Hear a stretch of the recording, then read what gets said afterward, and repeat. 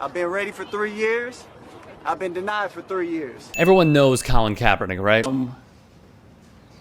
Okay, I think we passed kneeling. And the NFL's blackballing of him, I think it's very disrespectful to our country. fueled by the president, Our policy is that you stand at the anthem, toe the line. carried out by NFL owners, We believe everyone should stand for the national anthem. It's also important for us to honor our flag and to our country. and championed by NFL Commissioner Roger Goodell. My main goal is to empower my people. What you should know is it's happening again to this man, Eric Reid, a phenomenal in his prime safety. I was saying your proclamation that you desperately wanted back in the National Football League from your camp, that you wanted the opportunity to be employed by the NFL again to play football. Who says anybody owes Colin Kaepernick a damn thing? The NFL, along with pro league media, despise him. When the NFL had Alicia Keys perform Lift Every Voice, the edited piece featured two notable faces,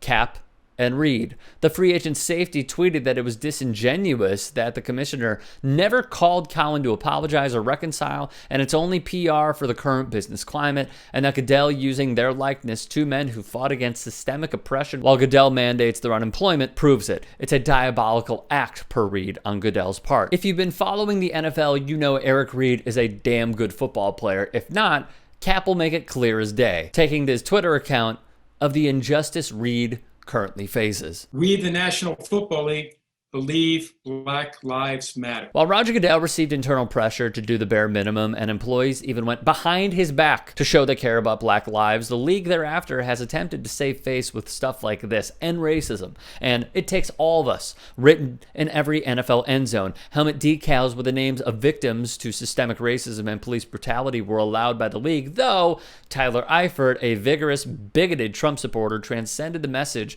for his bigoted audience. Let's go back for a moment.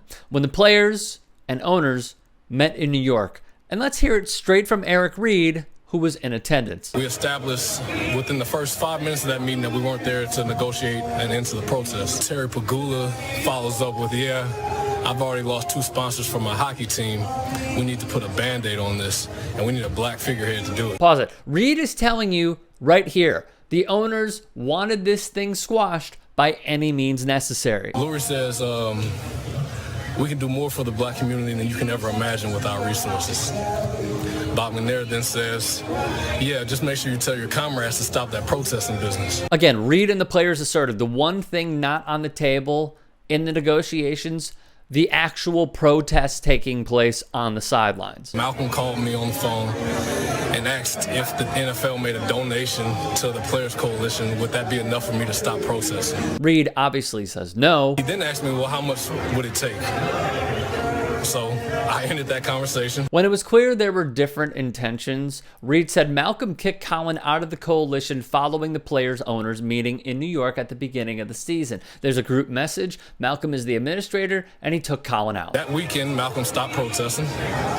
He said that it was time for everybody to stop protesting. He didn't protest the rest of the year. The NFL and the Players Coalition finalized and announced their deal.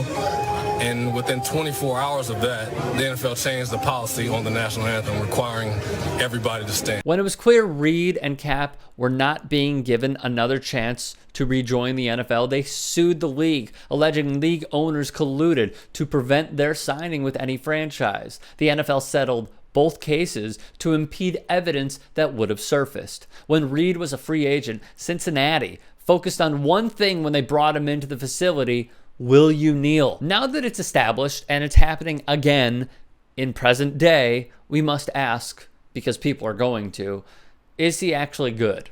Reid recorded 4 sacks, a franchise record for the Panthers last year. He ranks second in the league with 130 tackles, another franchise record. And 4 years, $59 million, $33 million guaranteed, best contract ever for a safety. Buda Baker, who was just ahead of him, just got paid. In the end, the NFL does not like Eric Reid's truthfulness on an issue the league chose not to be truthful of.